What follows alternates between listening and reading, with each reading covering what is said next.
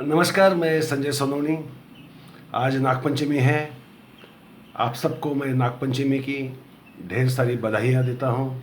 आपके घर में सुख शांति हो, आपका मन शांत हो, ये कोरोना के समय आप स्वस्थ रहे, आरोग्यदायी रहे, ये शुभकामना व्यक्त करता हूँ। हमारे मित्र जगदीश कामली जी ने एक सवाल किया था इसी सिलसिले में कि ये नाग संस्कृति जो भारत में है वो क्यों है, उसका इतिहास क्या है, और ये जो नागों की इतनी सारी पूजा देश में होती है तो क्यों होती है। ये बहुत बड़ा रोचक सवाल है, इसका जवाब भी उतना ही रोचक है।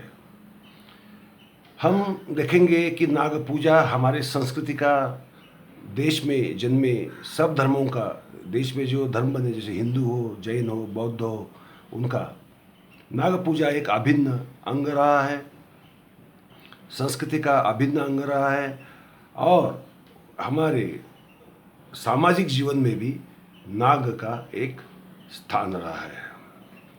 हम इतिहास में जाएंगे तो सिंध संस्कृति में हमें जो मुद्राएं मिलती है उन मुद्राओं पर नाग का चिन्ह हमें मिलता है। बहुत सारी मुद्राओं पर नाग है और ये प्रतीत होता है कि उस समय से नाग पूजा या नाग प्रतिष्ठा प्रचलित थी। उसे धर्म संस्कृति में बहुत महत्व का स्थान था और सामाजिक जीवन में भी नाग ने अपनी एक प्रतिष्ठा अर्जित कर ली थी। हम धर्म में देखते हैं शिव जी के गले में नाग होता है, गणेश जी के कमर में नागबंध होता है, बौद्ध धर्म के संस्थापक भगवान गौतम बुद्ध के संरक्षक नाग माने जाते हैं, और तीर्थंकर जो है उनके तो अपने अपने नाग, उनके नाग छत्र जो है वो है ही है। और वो जैन प्रतिमा, बौद्ध प्रतिमा और हिंदू प्रतिमाओं का नाग एक अभिन्न हिस्सा बन गया है। वैदिक संस्कृति का हम देखेंगे तो हमें एकदम उल्टा चित्र मिलता है। वो नागों के दुश्मन थे, सांस्कृतिक रूप से और राजकीय रूप से भी, क्योंकि नाग जैसे असली है जानवर के रूप में जो हमें दिखने को मिलते हैं, वैसे ही नाग ये टोटेम मानने वाले या देवक मानने वाले या अपने अपने समाज का या टोली का प्रतीक चिन्ह मानने वाले, देवक मानने वाले जो समाज थे वो नाग समाज कहलाए जाते थे। उन लोगों को भी फिर नाग कहलाया जाता था। तो ये जो नाग समाज जो भारत में थे उनका वैदिकों के साथ संघर्ष हुआ। उसमें काफ़ी बार ये जो वैदिकार्य थे उनको हानि पहुंची, तो वो नागों का ज़्यादा विद्वेष करने लगे। तो इसलिए उन्होंने अपनी कथाओं में, वैदिक पौराणिक कथाओं में जो चित्रण किया वो नागों के खिलाफ किया। जैसे अहि है, अहि यानी रुद्रासुर जो सर्प या नाग माना गया है, उसको इंद्र ने मारा। फिर हमें महाभारत में हम आते हैं तो हमें दिखता है कि वो खांडव वन दाह जिसमें कृष्ण और अर्जुन ने मिलकर नागों का नाश किया, अरण्य को आग लगा दी। तो ये नाग समाज को उन्होंने खत्म करने की कोशिश की। और जो सर्प सत्र है जन्मेजय का, जिसमें उसने यज्ञ बनाया और यज्ञों में लाखों करोड़ों यज्ञों की नागों की आहुति दी, ऐसा एक चित्रण वो महाभारत की एक पुरा कथा में हमें मिलता है। यहाँ तक कि आज का जो महाभारत है उसका आरंभ ही सर्प सत्र से शुरू होता है। इसका मतलब ये सांस्कृतिक संघर्ष का भी रूप था। वो नागों को पूजने वाले और नागों का विरोध करने वाले, नाग को अपना देवक मानने वाले और नाग को अपना दुश्मन मानने वाले आर्य, इनके बीच का जो संघर्ष है ये हमें कथाओं में से दिखता है। वो सांस्कृतिक संघर्ष था, राजकीय संघर्ष था, प्रभुता और स्वामित्व का संघर्ष था। भारत में नाग पूजा का महत्व कभी कम नहीं हुआ। अपने समाज का या जमाती का या टोली का प्रतीक मानने वाले या देवक मानने वाले जो समाज थे वो नाग कहलाए जाते थे। आज भी भारत में नाग नाम से आपको बहुत सारे गांव मिलेंगे, जैसे नागपुर हो, नागा हो, छोटा नागपुर हो, ऐसे बहुत सारे आपको देश भर मिलेंगे, फैले हुए मिलेंगे। तक्षशिला है जो आज पाकिस्तान में है, जहाँ सबसे बड़े विद्यापीठ था एक जमाने में, वो तक्षशिला, तक्षक नाग उसकी संरक्षक देवता थी, इसलिए उसका नाम तक्षशिला पड़ा।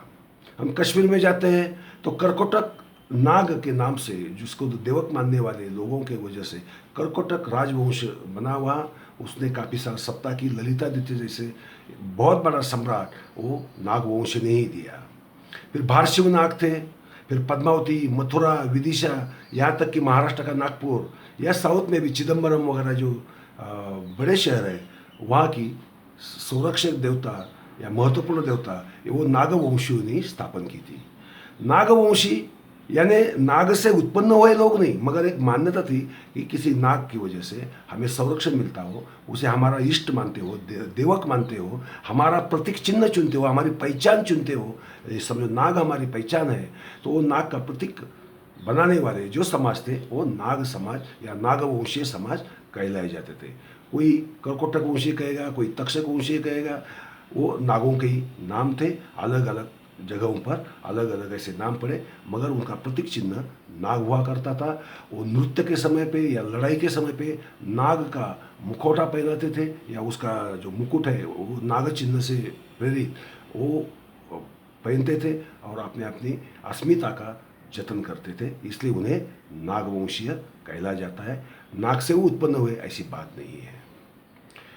मगर पहले ये उत्पन्न क्यों हुआ ये चिन्ह?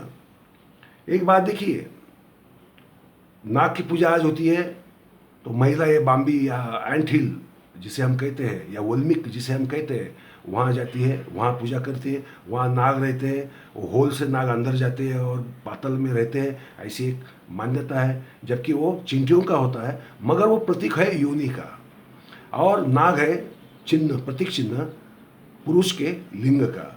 और इन दोनों के संगम में से ही सृजन होता है, सुफलनता आती है, एक पैदाइश होती है, वंश परंपरा चलती रहती है।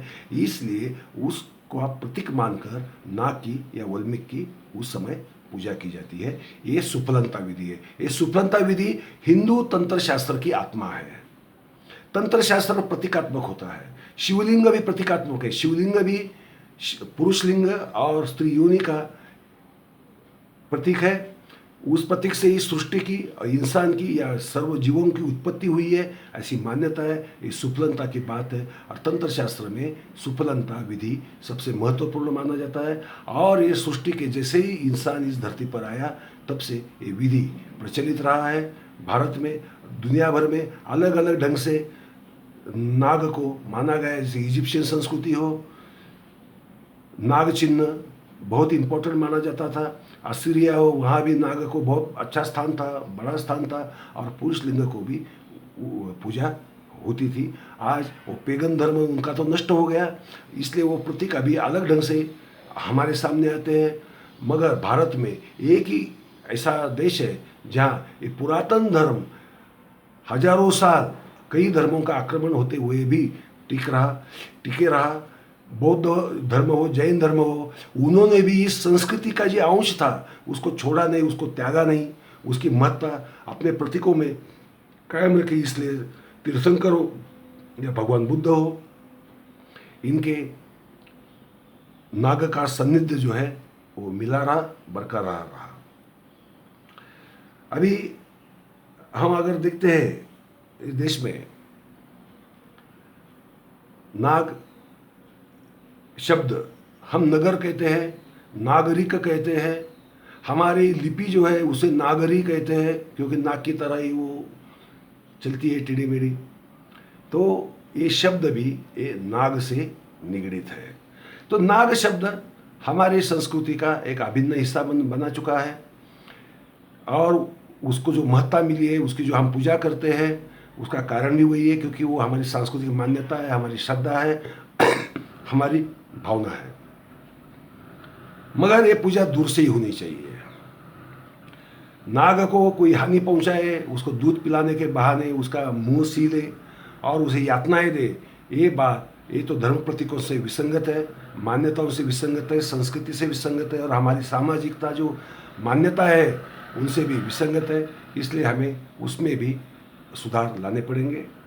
राजवंश भारत में जैसे विदिशा हो, पद्मावती हो, मथुरा हो, भारशिव नाग हो, ऐसे राजवंश, और कर्कोटक हो, जैसे मैंने पीछे कहा कर्कोटक जैसे राजवंश हो, ऐसे नाग राजवंश बहुत बने। उन्होंने अच्छे समय तक सत्ता अपनी कायम रखी। वो वंश नाग को अपना टोटेम मानते थे, प्रतीक मानते थे, और शिव को सबसे महत्वपूर्ण देवता मानते थे।